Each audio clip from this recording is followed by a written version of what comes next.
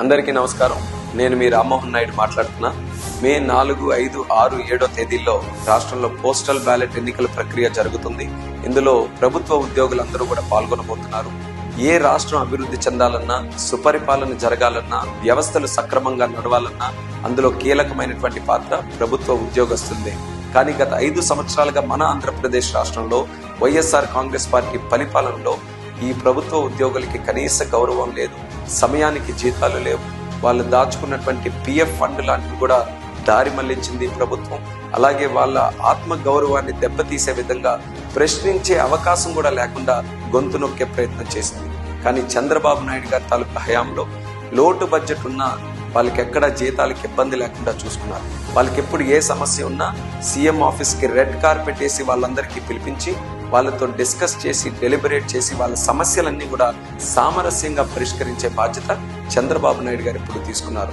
అలాగే గత 10 సంవత్సరాలుగా నేను కూడా ఒక పార్లమెంట్ సభ్యుడిగా ప్రభుత్వ ఉద్యోగస్తులతో చాలా దగ్గరగా పనిచేశాను.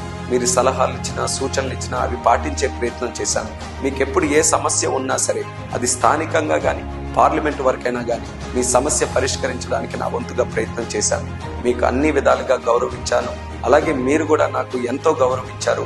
ఆ ప్రభుత్వ ఉద్యోగస్తులందరికీ కూడా మరొకసారి నా ధన్యవాదాలు తెలియజేస్తున్నాను. కానీ 5 సంవత్సరాలు మీరు ఎలా బాధపడ్డారో ఈ రాష్ట్రం కూడా అలాగే బాధపడింది, వెనుకబడింది.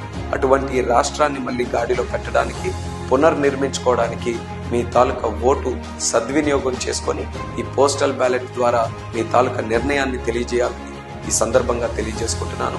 బీజేపీ, తెలుగుదేశం, జనసేన తాలూకా అభ్యర్థుల్ని మీరు గెలిపించి రాష్ట్రాన్ని ప్రగతి వైపు నడిపించాలని కూడా తెలియజేస్తున్నాను. కానీ లాస్ట్ టైం 2019లో జరిగినటువంటి ఓటింగ్ ప్రక్రియ చూస్తే చాలా మంది బాధ్యతతో ఓటు వేసినప్పటికీ చిన్న చిన్న పొరపాట్ల వల్ల ఓట్స్ చాలా ఇన్వాలిడ్ అయ్యే, రిజెక్ట్ అయ్యాయి. ఈసారి మీరు ఎంతో కష్టపడి అక్కడికి వెళ్ళి ఓటింగ్ వేస్తున్నారు. అటువంటిది ఎక్కడ కూడా ఏ పొరపాట్లు లేకుండా చూసుకోవాల్సినటువంటి బాధ్యత మీ అందరి మీద ఉంది. కాబట్టి కొన్ని జాగ్రత్తలు మీరు అందరూ పాటించాలి. మీకు ఇచ్చేటటువంటి పోస్టల్ బ్యాలెట్లో ఎవరికైతే ఓటు వేయాలని అనుకుంటున్నారో ఆ ఎంటీ బాక్స్లో టిక్ కానీ ఇంటూ మార్క్ కానీ ఈ 2 రకాలైనటువంటి సింబల్సే మీరు వాడాలి. ఇంక ఏ సింబల్ కానీ ఏ రకమైనటువంటి మార్క్ కానీ మీరు పెట్టినా అది ఇన్వాలిడ్ అయిపోతుంది. అలాగే మీరు దాన్ని ప్రాపర్గా ఫోల్డ్ చేసి దాన్ని చిన్న కవర్లో మీరు సీల్ చేసి ఆ సీల్ మీద కూడా సంతకం పెట్టాలి. ఆ చిన్న కవర్ మీద కూడా మీ బ్యాలెట్ పేపర్ మీద ఉన్నటువంటి ఐడి నెంబర్ని, సీరియల్ నెంబర్ని మరొకసారి రాయవలసిందిగా తెలియజేసుకుంటున్నాను. దానితో పాటు మీకు డిక్లరేషన్ ఫార్మ్ ఒకటి వస్తుంది. అందులో ఉన్న ప్రతి బ్లాంక్ కూడా ప్రాపర్గా ఫిల్ చేయండి. అక్కడే గజెట్ ఆఫీసర్ కూడా ఎలక్షన్ కమిషన్ మీకు ఇస్తుంది. గజెట్ ఆఫీసర్ ద్వారా మీరు సంతకం పెట్టి పెద్ద కవర్లో ఈ 2 చిన్న కవరు ప్లస్ డిక్లరేషన్ ఫామ్ 2 కూడా పెట్టి సీల్ చేసి దాని మీద కూడా సంతకం పెడితే మీ తాలూకా పోస్టల్ బ్యాలెట్ ఓటింగ్ ప్రక్రియ పూర్తవుతుంది. అందులో ఎక్కడ కూడా పొరపాట్లు లేకుండా చూసుకోవాలని మీ అందరికీ తెలియజేస్తున్నాను. గత 2019 ఎలక్షన్స్లో జిల్లాలో జరుగుతున్నటువంటి పోస్టల్ బ్యాలెట్ ఓటింగ్ అంతా కూడా ఒకే సెంటర్లో అప్పుడు పెట్టడం జరిగింది. కానీ ఈసారి ఏ కాన్స్టిట్యున్సీకి ఆ కాన్స్టిట్యున్సీ పెట్టారు. ప్రతి ఒక్కరు కూడా మీ ఓటింగ్ని ఖచ్చితంగా సద్వినియోగం చేసుకోండి. మిస్ కాకుండా ప్రతి ఒక్కరు కూడా ఓటు వేయండి. ఈ ఓటింగ్ చాలా ఇంపార్టెంట్. ముఖ్యంగా ప్రభుత్వ ఉద్యోగులకే తెలియజేస్తున్న పోస్టల్ బ్యాలెట్ చాలా ఇంపార్టెంట్. ఎందుకనంటే మొట్టమొదటి ఓటు మీరే అయిపోతున్నారు రేపు ఎన్నికలకి సందర్భించి. సో ప్రజలందరూ కూడా ఎదురు చూస్తున్నారు మీ నిర్ణయం ఎటువైపు ఉంది, మీ దిశ నిర్దేశం ఎటువైపు ఉందని.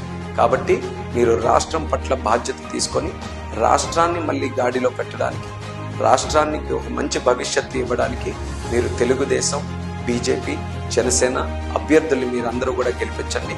శ్రీకాకుళం పార్లమెంటును కూడా మీరు మరోసారి నేను పోటీ చేస్తున్నాను. నన్ను కూడా మీరందరూ కూడా ఆశీర్వదించి గెలిపించమని మీ అందరికీ కూడా కోరుకుంటూ సెలవు తీసుకుంటున్నాను. ధన్యవాదాలు.